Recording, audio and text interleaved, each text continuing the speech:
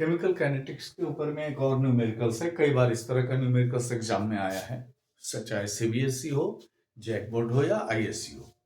सवाल बोलता है कि from the given data rate of reaction for the reaction 2NO plus Br2 gives 2NOBr।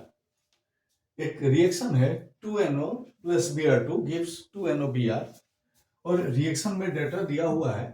Experiment number है, NO का कंसंट्रेशन दिया है, Br2 का कंसंट्रेशन दिया है, इनिशियल रेट भी दिया हुआ है और इससे आपको निकालना है order of reaction with respect to NO, order of reaction with respect to Br2, rate law expression निकालना है, ओवरऑल ऑर्डर ऑफ रिएक्शन निकालना है और निकालना है वैल्यू ऑफ रेट कांस्टेंट। देखिए लॉ ऑफ मास एक्शन के हिसाब से अगर हम लोग बात करते हैं तो ये रेट इज इक्वल टू हम लोग लिख सकते थे ना कि के NO के ऊपर में पावर 2 और Br2 के ऊपर में पावर 1, लेकिन ये तो लॉ ऑफ मास एक्शन से था। रेट लॉ एक्सप्रेशन में हमको ये नहीं पता है, तो सबसे पहले हम लोग इस तरह के सवाल में यहाँ पे मान लीजिए आप x है और यहाँ पे आप मान लो y है, यानी कि rate is equal to k NO के कंसंट्रेशन पे पावर x, Br2 के कंसंट्रेशन पे पावर y। अब आप इस तीनों डेटा को आप वहां पुट कर दो। देखो फर्स्ट वाले में आप देखो रेट है 1.3 इंटू 10 पर -6 इक्वल टू के, ये हो गया 0.10 पर x, 0.10 पर y, ये हो गया इक्वेशन फर्स्ट। दूसरा हो गया देखिए 5.2 इंटू 10 पर -6, ये हो गया k, 0.20 पर x, 0.10 पर y, ये हो गया दूसरा। तीसरा है 1.56 इंटू 10 पर -5 इक्वल टू के,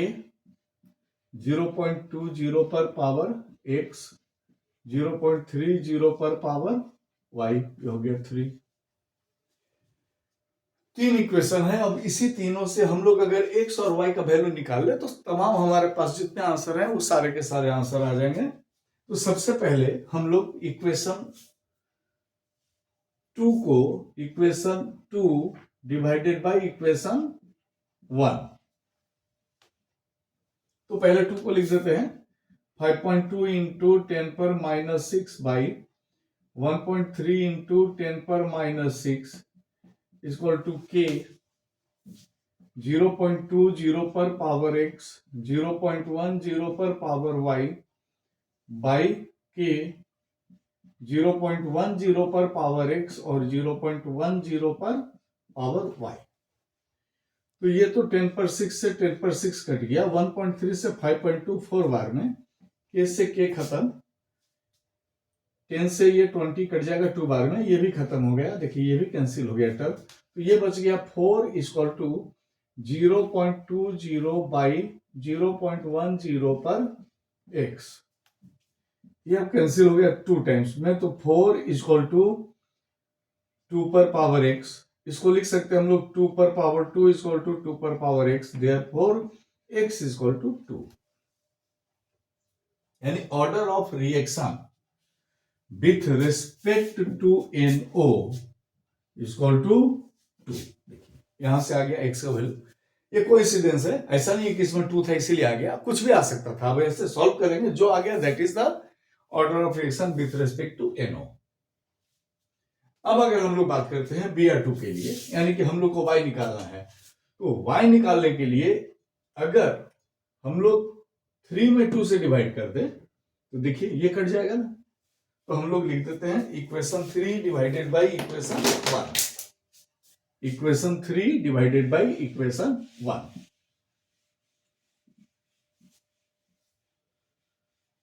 तो अब हम लोग इक्वेशन 3 को पहले लिखते हैं और इक्वेशन 1 को बाद में, तो ये हो जाएगा 1.56 इंटू 10 पर -5 divided by equation 3 divided by equation 1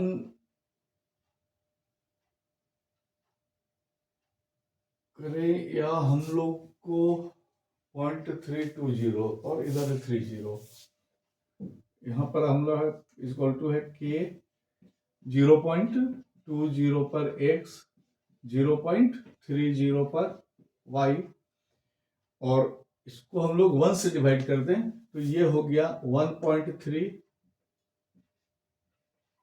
into 10 पर -6, और इधर हम लोग डिवाइड करते हैं, देखिए,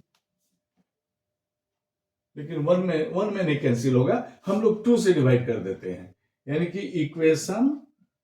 3 को डिवाइड किया इक्वेशन 2 से, तो ये 2 से कितना हो जाएगा, यहां पर देखिए आ जाएगा हमारे पास 5.2 इंटू 10 पर -6, और यहां आ जाएगा के 0.20 पर x, 0.10 पर y। अब के से इसको काट दीजिए आप,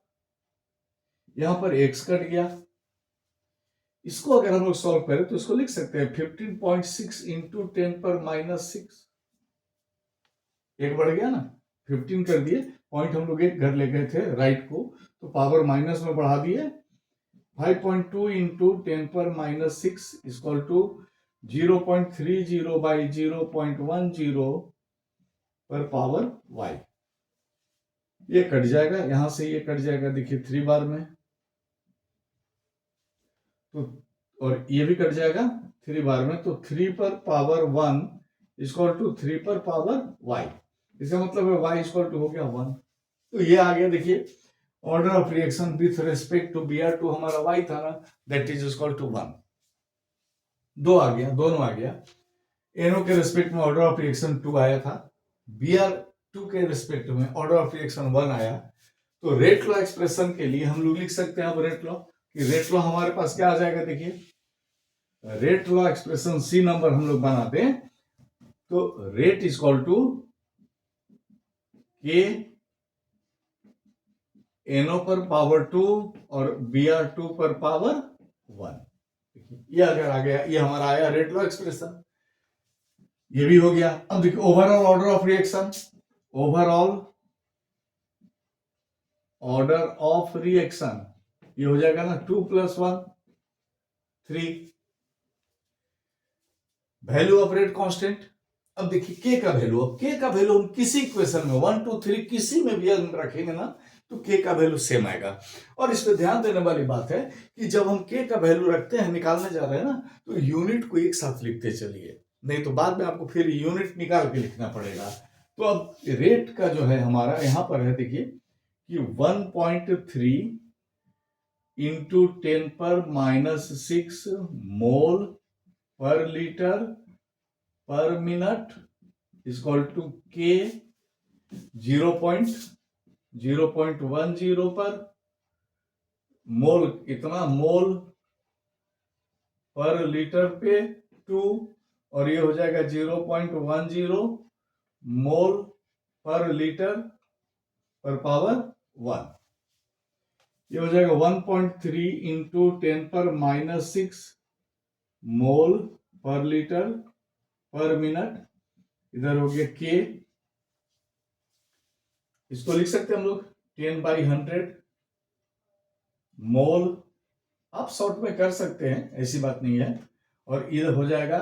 10/100 मोल पर लीटर पे 1, तो ये हो गया 1.3 इंटू 10 पर -6 मोल पर लीटर पर मिनट इक्वल टू के, इसको लिख सकते हैं, देखिए 10/100 इंटू 10/100 इंटू ये 10/100, ये हो गया मोल स्क्वायर, और ये मोल, मोल पर 3, लीटर पे -2 और यहां -1, लीटर पे -3 कट जा रहा है, ये 10 पर 3, तो k इक्वल टू 1.3 इंटू 10 पर -6 मोल, यूनिट हम देखिए लिख के चल रहे हैं ताकि हम लोग को आगे अलग से यूनिट नहीं निकालना पड़े, और ये हमारा 10, ये 1000 इंटू 10 पर 3, ये 1000 इधर चला आया, और डिवाइडेड बाय आ गया मोल पर 3 लीटर पे -3, तो ये हो जाएगा 1.3 इंटू 10⁻³ देखिए, ये 10⁻⁶ और ये 10⁻³ खत्म। मोल ये ऊपर जाएगा तो मोल पे -2, लीटर पे 2, मिनट पे -1। ये देखिए रेट कांस्टेंट का भी वैल्यू आ गया। ओवरऑल हम लोग ऑर्डर ऑफ रिएक्शन भी निकाल लिए। तो ये बहुत इंपॉर्टेंट सवाल है, आप इसको ट्राई जरूर कीजिएगा, या इस तरह का कोई भी सवाल हो तो उसको ट्राई करना है। Thank you.